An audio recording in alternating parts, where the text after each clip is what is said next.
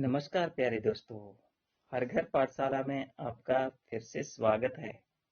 बच्चों, कल हमने जाना था सूर्यमणि के बारे में, जिसने कि झारखंड के जंगलों को बचाने के लिए क्या-क्या प्रयास किए थे उसके बारे में।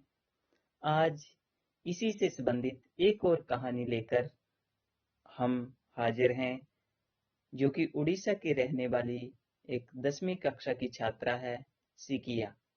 उसने अपने मुख्यमंत्री को पत्र लिखकर जंगलों की सुरक्षा के बारे में अवगत करवाया था।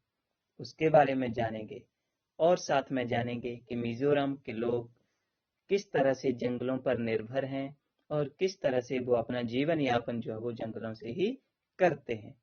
तो आइए इसको और आगे बढ़ाते हैं और नई नई जानकारियां लेते हैं।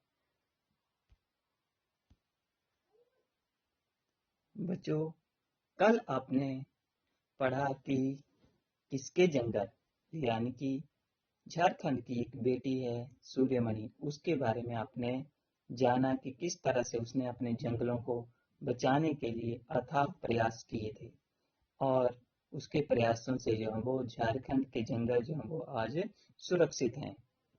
इसके बाद आज हम एक नई कहानी के साथ हाजिर हैं, जिसमें उड़ीसा की एक स्कूल की 10वीं कक्षा की छात्रा है सिकिया। उसने अपने मुख्यमंत्री के लिए एक पत्र लिखा था। उसका एक छोटा सा हिस्सा जो है वो हमारे सामने है। वो कहती है कि हम आदिवासियों के लिए जंगल ही सब कुछ हैं। हम एक भी दिन जो वो जंगलों से दूर नहीं रह सकते हैं। तरक्की के नाम पर जंगलों में सरकार के द्वारा बहुत सारे प्रोजेक्ट चलाए जा रहे हैं। कहीं बांध बनाए जा रहे हैं, डैम बनाए जा रहे हैं, कहीं फैक्ट्रियां लगाई जा रही हैं, कहीं खदानें बनाई जा रही हैं या खोदी जा रही हैं। और जंगल जिस पर की बोलती हमारा अधिकार है, हमसे छीने जा रहे हैं। इन प्रोजेक्टों के चलते ये सोचने की जरूरत है कि हम आदिवासी कहाँ जाएंगे और रोजी रोटी का क्या होगा। इन जंगलों में रहने वाले लाखों जानवर कहाँ जाएंगे अगर जंगल नहीं रहेंगे। खाने में खानों में से एल्यूमीनियम जैसे खनिज निकालकर जमीनों को खोखला कर देंगे तो क्या बचेगा? सिर्फ दूषित हवा और पानी और मीलों दूर तक फैली हुई बंजर की बंजर जमीन। तो इस तरह से अपने मुख्यमंत्री को चेताते हुए सिकिया ने जो था वो एक पत्र लिखा था और जंगलों को बचाने की अपील की थी और इस पर बहुत ज्यादा अमल हुआ था। बच्चों, क्या आपके आसपास भी कोई जंगल हैं? क्या वहां भी कोई काम चल रहे हैं? उसके बारे में जानकारी हासिल करते हैं। आगे हम देखते हैं। देखिए, भारत का एक मानचित्र है। उसमें भारत में जो हमारे जंगल हैं वो कहाँ कहाँ कितने कितने जंगल हैं वो बताए गए हैं। जैसे आप जम्मू कश्मीर, हिमाचल प्रदेश, उत्तराखंड इत्यादि के इलाके में देख रहे हैं कि कुछ जंगल जो है वो दिखाई दे रहे हैं, हरा वाला एरिया दिखाई दे रहा है। इसी तरह जो है वो आपका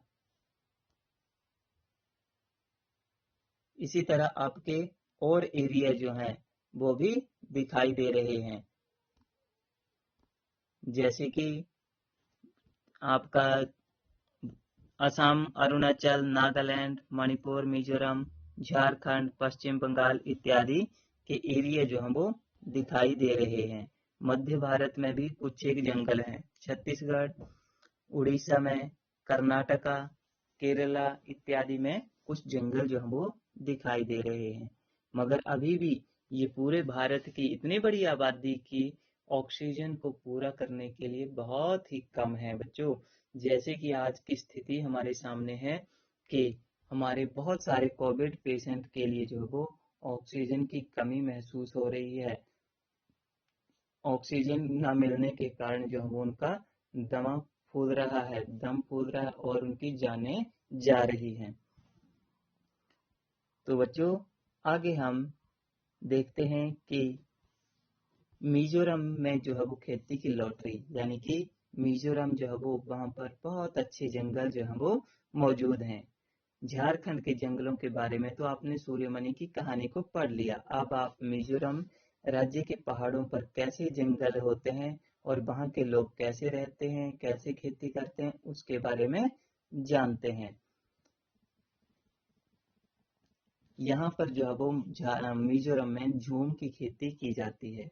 झूम खेती का तरीका बहुत ही निराला है। यहाँ फसल को काटने के बाद जमीन को कुछ सालों के लिए आराम करने के लिए छोड़ दिया जाता है और इसमें खेती नहीं की जाती है। इस जगह पर जो बांस या जंगल उगाते हैं उसे जो वो उखाड़ते नहीं हैं, बस उन्हें गिरा देते हैं और फिर जला देते हैं, और जो राख होती है वो उस जमीन के लिए खाद का काम करती है। जमीन को जलाते हुए ये ख्याल रखा जाता है कि आसपास के जंगल या पेड़ जो हैं वो ना जल जाएं। फिर इन सब पर जो है वो इंसान इस सब जमीन पर जो वो खेती की जो है वो बारी आती है। तब इस जमीन को जोता नहीं जाता है, बल्कि थोड़ा थोड़ा हल्के से जमीन को हिलाया जाता है और उसमें बीज छिड़क दिए जाते हैं। एक ही खेत में अलग अलग तरह के बीज जो हैं वो, जैसे मकई, सब्जियां, मिर्ची, चावल इत्यादि सभी बीज जो हैं वो बिखेर दिए जाते हैं या डाल दिए जाते हैं। और फसल के समय भी जो वो अनचाही जो घास होती है उसके पौधों को उखाड़ा नहीं जाता है, बल्कि उन्हें वहीं पर गिरा दिया जाता है, ताकि को जमीन की मिट्टी को जो है वो फिर से इसी से जो है वो खाद मिल सके और जमीन जो है वो उपजाऊ बन सके। अगर किसी परिवार में किसी कारणवश जो वो खेती के काम में वो पिछड़ जाता है तो दूसरे गांव के लोग उनकी मदद के लिए आगे आते हैं और उनकी पूरी सहायता करते हैं। फसल तैयार होने के बाद, खास तौर से चावल की जो फसल होती है, जब वो तैयार हो जाती है तो उसे घर लाना जो है वो पूरी मेहनत का काम होता है। कमर तोड़ मेहनत करनी पड़ती है, क्योंकि यहाँ पर ऊंचे ऊंचे पहाड़ हैं और सड़कें नहीं हैं, और सारा का सारा फसल जो है वो पीठ पर लाद कर ही घर पहुंचानी पड़ती है। जब ये फसल घर में आ जाती है तैयार होकर, तो फसल जो है वो पकाने पर गांव के सभी लोग जो वो बड़ा ही त्योहार मनाते हैं। सब लोग जो है वो एक साथ खाना पकाते हैं, खाते हैं और मजे करते हैं, और उसके बाद चिराव नृत्य जो वो करते हैं। इस नाच के में जो है वो जमीन पर बांस की डंडियों को लेकर जो है वो लोगों की जोड़ी आमने सामने बैठी है, और ढोल नगाड़ों की ताल पर जो है वो डंडियों को जो है वो जमीन पर पीटते हैं, और डंडियों के बीच में जो है वो लोग एक कतार में खड़े होकर कूदते और नाचते हैं। तो बच्चों, इस तरह से मिजोरम के लोग जो हैं वो पूरी तरह जंगलों पर निर्भर है। खेती बाड़ी भी उन्हीं की जंगलों पर ही निर्भर है।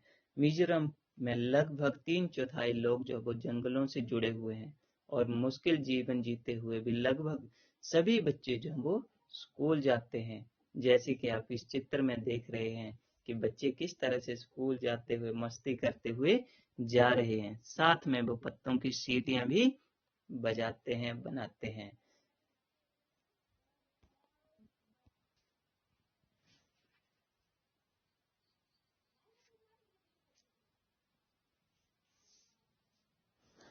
बच्चों, ये है मिजोरम का चिराव नृत्य, जिसके बारे में हम अभी बात कर रहे थे कि किस तरह से बांस की डंडियों पर लोग जो हैं वो नाच रहे हैं, और ढोल की थाप पर जो है वो ताल से ताल मिलाते हुए ये नाच जो है वो किया जा रहा है।